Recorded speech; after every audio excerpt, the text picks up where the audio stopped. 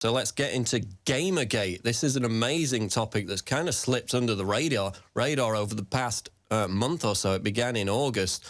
And this is an attempt by individuals to hijack the video game industry to implant social engineering and basically brainwashing messages. Explain how that emerged.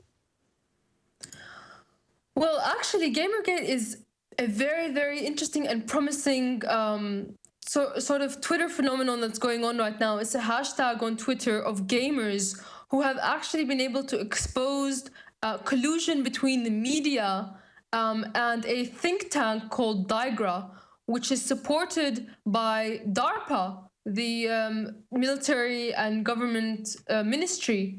So this DARPA is providing money to this think tank called DARPA that's specializing in sort of injecting social engineering into video games. And they're trying to sort of apply their sort of multiple genders, as we saw in Facebook, and they call them social justice warriors, you know, sort of a fake pseudo-feminism, taking up the cause of racism, feminism, and all of those things, not in real support of equality, but to try to pit races and genders against each other.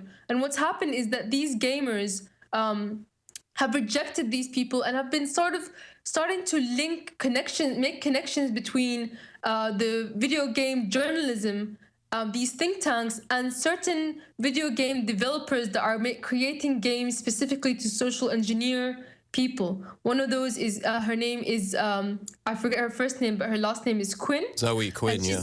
Zoe Quinn, exactly. And they sort of exposed her connections. And after that, all across all the game journalists, they wrote down the same story. Gamers are dead. The game development industry should ignore their market and start producing games that are politically correct and no longer consider what the gamers themselves want, but sort of what the think tanks and the academics and the social engineers want them to produce.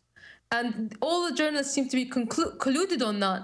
And what's going on now is these gamers have a mission now to expose these think tanks and these connections with what they themselves, what even the CEO of a big game industry called Electronic Arts called in his memo the establishment elite. The establishment elite have injected themselves into movies, film, television, into social media to try to socially engineer society. And it seems that they haven't completely controlled the game industry. They have to some degree in the military aspect of it, but not in the social aspect of it. And that's what they're trying to do right now.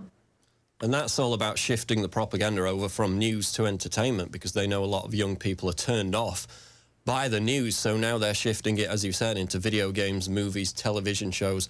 And this is red flag, bombshell proof of a deliberate attempt to undermine and hijack the video games industry to implant that politically correct social engineering. It's a story we're going to be covering more in the future. But